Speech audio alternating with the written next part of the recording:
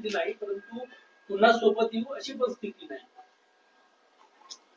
बघा, मला महाराष्ट्रामध्ये हे सगळे कृत्य तुम्हाला तुम्हाला माध्यमाला दाखवायसाठी मी काल अजित पवारांकडे माझी मीटिंग होती, विधिमंडळामधल्या कामकाजाची मीटिंग होती.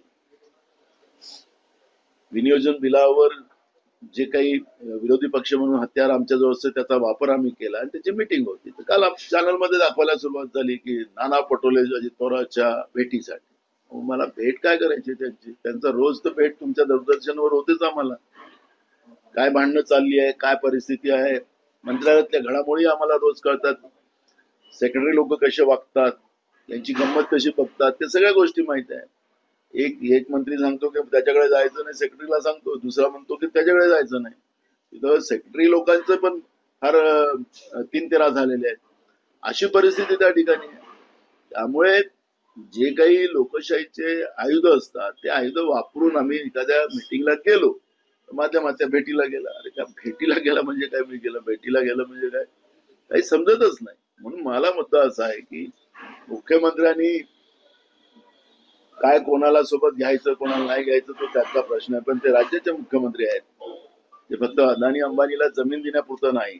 एकनाथ खडसे यांनी काल फडणवीस यांची भेट घेतल्याची माहिती आहे की पुन्हा भाजपच्या वाटेवर.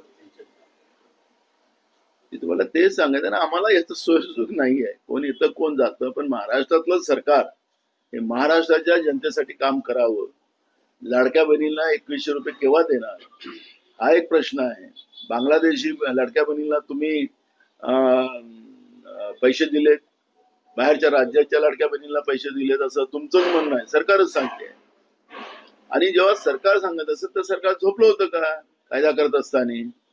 याच्यामधल्या त्रुट्या का नाही शोधल्या सरकारने? मग हे जे काही लूट राज्याच्या तिजोरीची झाली त्याला जबाबदार कोण? क्रेडिट तर तुम्ही घेतलं, आता जबाबदारी पण घेतली पाहिजे. आणि आमची मागणी आहे की सरकारवर गुन्हे दाखल झाले पाहिजे. एकनाथ खडसे यांचा विषय थोडासा वेगळा आहे.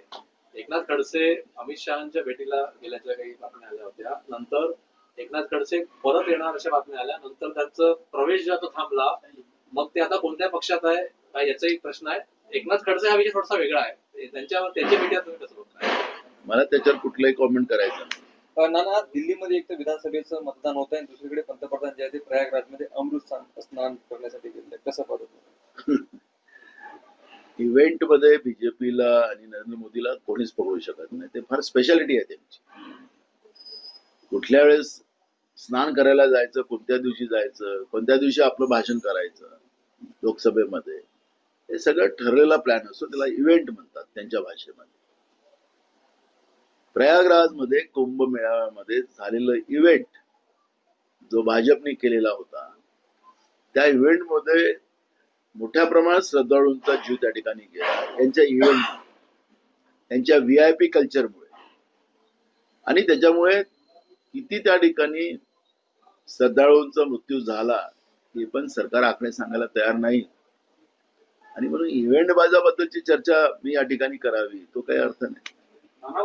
नितीन राऊत बोलले की संसदेच्या अधिवेशनानंतर नवे प्रदेशाध्यक्ष मिळतील, तरुण आणि आक्रमक प्रदेशाध्यक्ष हवे, त्यांना जर संधी दिली पक्षांनी तर ते त्यासाठी तयार आहे. आमच्या शुभेच्छा आहे. आम्ही तो लवकर वाट पाहतोय. नवीन अध्यक्ष लवकर व्हावं याचं आम्ही पाहतोय. ज्यांना व्हायचं असेल त्याला आमच्या शुभेच्छा. तुम्ही शिफारस कराल का नितीन राऊत? बिलकुल. आम्हाला जेव्हा राष्ट्रीय नेतृत्वाने विचारलं की कोणाला करायचं तर आम्ही बिलकुल करू. गेल्या 8 वर्षात 950 मध्ये ओबीसी विद्यार्थ्यांच्या UPSC मध्ये निवड होऊनही नियुक्त्या रखडलेल्या आहेत. नॉन क्रिमिलेअरचा विषय आहे आणि त्यामुळे या नियुक्त्या रखडलेल्या आहेत. तर राज्यातील 150हून अधिक ओबीसी विद्यार्थी. मी मगाशीच सांगितलं धनंजय मुंडेच्या प्रकरणात त्या सरकारच्या मंत्र्यांनीच आरोप लावला की ओबीसी आहे म्हणून माझ्यावर अन्याय केला जातो. मंत्री म्हणतोय.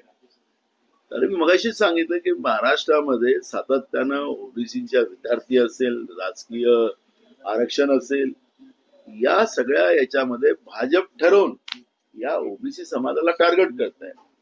UPSC MPSCच्या परीक्षेमध्ये पास झालेल्या मुलांच्या मुद्दामून क्रिमिनलची अट टाकून त्यांना केंद्रीय नेतृत्व सुद्धा बीजेपीचं, जे स्वतःला काल सांगत होते की प्रधानमंत्री आपल्या भाषणात बोलत होते, काल मी त्यांचं भाषण ऐकत होतो की ओबीसीचं आम्ही संविधानिक आयोग नेमला. अहो, संविधानिक आयोग नेमला तर ओबीसीची जनगणना करा ना आपण. ओबीसीची जातनिहाय जनगणना करा, म्हणजे तुम्ही ओबीसीचे प्रधानमंत्री हे स्पष्ट होईल.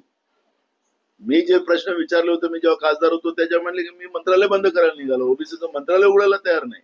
महाराष्ट्रामध्ये ओबीसीचं मंत्रालय उघडलं आमच्या मित्रांनी, देवेंद्र फडणवीसांनी, पण तिथं स्टॉप नाही. ओबीसीच्या पोरांसाठी वसतिगृह नाही महाराष्ट्रामध्ये.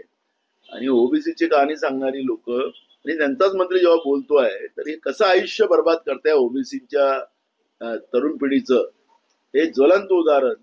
युपीएससी आणि एमपीएससीच्या परीक्षेमध्ये पास झालेल्या पोरांना क्रिमिनलच्या नावाने त्यांना पोस्टिंग दिलं जात नाही, हे गंभीर बाब आहे आणि ती आम्ही विधानसभेमध्ये मुद्दे उपस्थित करू.